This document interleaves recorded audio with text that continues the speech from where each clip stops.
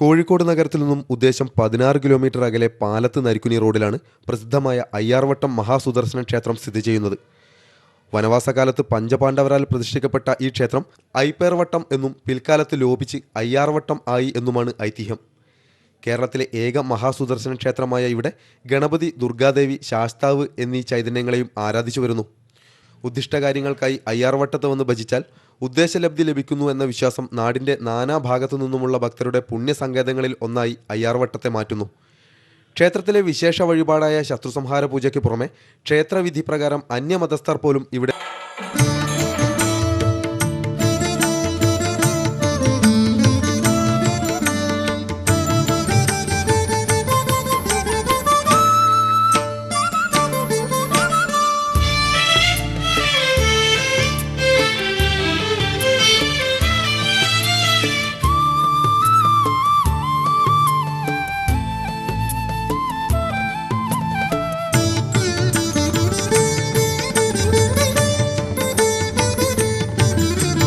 നാരായണം മഹാസുദർശനം ആദിഋഷിവർയ സർഗേശ്വരം ആയിരം സൂര്യപ്രഭാപൂരം ആരാധ്യത്രൈലോക്യഭാസുരം. നാരായണം മഹാസുദർശനം ആദിഋഷിവർയ സർഗേശ്വരം ആയിരം സൂര്യപ്രഭാപൂരം ആരാധ്യത്രൈലോക്യഭാസുരം.